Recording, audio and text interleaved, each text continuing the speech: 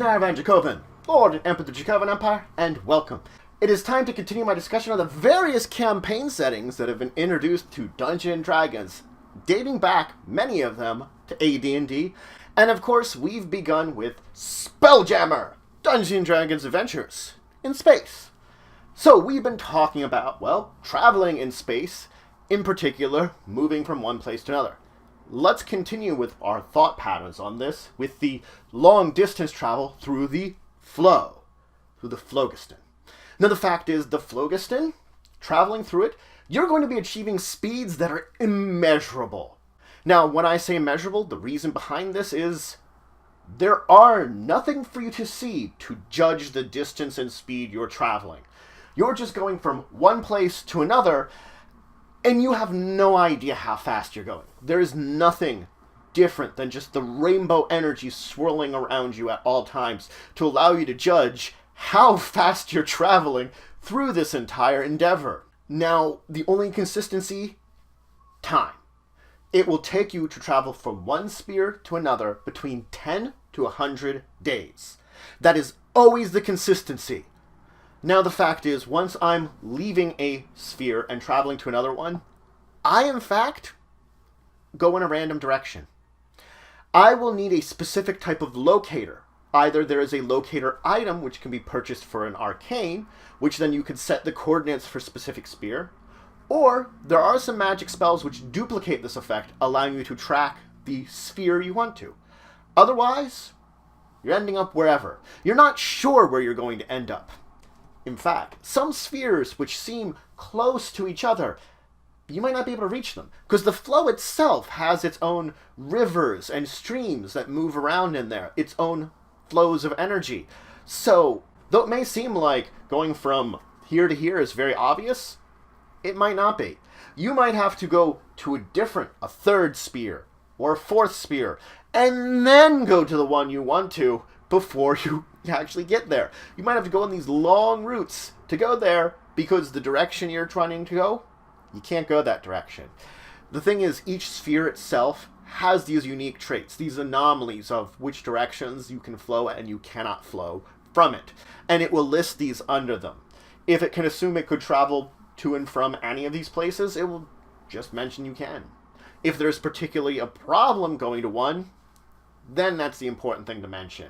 That I can't get from A to B, I have to go through C, or maybe C, D, and then I can go to B. Both situations can occur. Now, we will be using the term port of call. Port of call is important because it is the last sphere, the last place that you sighted or landed in. So, for example, realm space. If I was on the realms, that's my last port of call. I could be trying to travel to Kryn, for Kryn space, or Grey space. If I end up in Grey space instead of Kryn space, well, that's my new port of call. That's where I've gone to. So it is an important thing to understand where the last plane, where the last sphere I've been to has been. That's what I'm mainly connected to. It is my last port of call. And it is important that you will possibly encounter things out in the flow.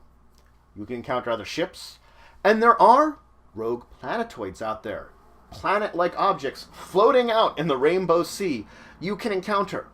Once you hit these, you will slow down, just like you would in wild space.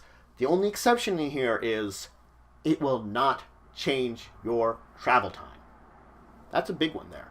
I might slow down because I will get close to another ship, but the amount of time it would have taken me from getting from A to B will not change, whether that ship is there or whether it's not there. A little trick of the flow that's very interesting there. Now let's move on, though, and talk about tactical movement. Because once I approach something, in particular another ship, I'm slowing down to, of course, tactical movement. I'm ready for, well, combat if I need to. That's the point of tactical movement. It's ready to switch over from the long-distance exploration or travel to, I'm ready and rearing for a fight. Now, this will be any body, really. Even if it's a planet or planetoid, anything large body, you'll slow down for. So the fact is, this does work in other situations.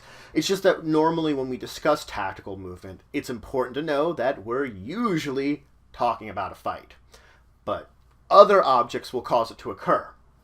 So, the basics about tactical movement, if we're looking for a grid system, if you're looking for a board to set this up on, it's hex-based. Everything is hex-based in ship combat when it comes to Spelljammer. A hex is 500 yards across. And it is important to note that they take the old AD&D rules when it comes to rounds, that a round in Spelljammer is equivalent to 1 minute. A lot of things can happen in 1 minute, but we're talking about a tactical ship-wide battle.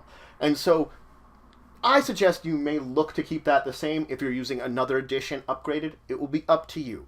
But regardless, we have our hexes, we have our ships, we know how big these hexes are in comparison to the size of our ships. That's another important thing. You could have a ship bigger than a single hex. Now, as cool as this entire concept of the hex grid and using it to measure everything out is, be careful. Because tactical ship combat can be very fun, but if you're focusing more on that, you're turning this from a role-playing game into a board game. You're going to want to have the interpersonal interactions, the other parts of the adventure, adventuring similar to what you might have on a planet that will make it feel more like Dungeons & Dragons. A big note here is combat, tactical movement, is handled in 2 dimensions, not 3. Now, you might say to me, well, isn't space 3-dimensional? I can go up, left, right, forward, back, down. Yeah, it is. But the sheer fact is, adding a 3rd dimension to tactical combat in space does nothing for your enjoyment of the game. Period. At most, it slows things down. So when you limit it to 2 dimensions, it keeps it just as fun as you could have previously, and it doesn't detract anything. So it's just easier, and that's it. It's just easier. That's the only reason why I'd be using 2 dimensions. And that's why we will suggest you use it. That's why the material suggests you use it. Because if you want the hassle, if you want the slowdown, you can add in the 3rd dimension. It just doesn't do anything extra for the game, technically. Now, ship-to-ship combat functions just like any other combat in Dungeons & Dragons. You roll initiative. One side does their attacks, the other side does attacks, and we go back and forth, continually doing this. The big difference between it will be scale. The fact is that if I shoot a bow, it can go miles to hit its target. As long as that target's there at the end of my shot, it will hit it. The distances are staggering that the attack can go. And this works for any wing, from your smallest bow to the biggest ballista. Spells, on the other hand, well, you're a little more limited. Spells each have their own range. So that might be something you're going to be using at closer ranges, when these distances have shortened between the 2 vessels. And close combat still can occur. Ships can ram each other, boardings can occur. So close-to-close combat can also occur during the course of this. So you can see that combat can make many forms, but especially this distance that starts out with is important to know about.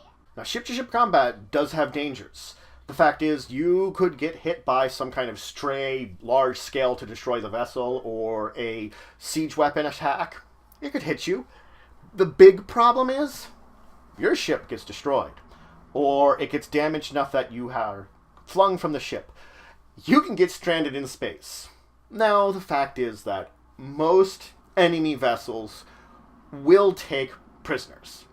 They'll capture, bring up all the people that are floating in space or in the rocket wreckage. They'll save them. Now, this could mean they're selling you into slavery. That would be an unfortunate thing. But at least it means you're not going to be dead if your ship gets wrecked. There is some exceptions. If we're in the middle of a war and you're my enemy, I'm probably going to leave yourself floating in space. I'm not going to care about you. I'm not going to care about you. It's just one of those facts that war makes it so much of an enemy that we're just not going to bother capturing people. Now, each ship will have its own representation of usually a stand put upon the hex grid. And then, rather than just looking all the books for the information, you should have a card. Now, most spelljamming products provide basic cards for ships. But if you're customizing a ship or making your own, you might want to make your own card. It's filled with all the information that you'll need to know about the ship, and especially those that be piloting it, helming it, or maneuvering it, you'll want to know this information. There are some exceptions to the information that we put on here, and that's an important exception. Important NPCs. Important characters. You see, that's what I'm saying here, is as soon as you get specific NPCs, as soon as you get your player characters, we're throwing a wrench in this entire situation. We're altering how things work. They make a big difference. A ship with player characters on it will have a huge advantage against any other ship, even one with powerful races such as mind flayers or beholders. They are at a disadvantage as soon as you get those PCs who basically can come up with unpredictable plans or changes of plans and do things that wouldn't be normal in the course of the combat. Just the basic, boiled down concept of this is the ship statistics, this is the ship statistics, these are what they do, this is what they should do to each other. But that's it for today. So I finished up talking about long-term travel, and I began talking about tactical movement. In the next episode, we're going to dive deeper into tactical movement and start to describe what kind of movements you're actually going to do with your ship. Because now that we've placed it on that hex grid, you're going to want to move around. And that is going to have a lot of rules to itself that you're going to want to know about. Important ones. Things like facing. Because that's going to be important for where you can fire your weapons. Maybe you want to ram something. So you can see that there are some details of tactical movement. It's going to be very important to go over. But we'll do that next time. But anyway, I hope you all are having a great day. And until the next time, I bid you a farewell.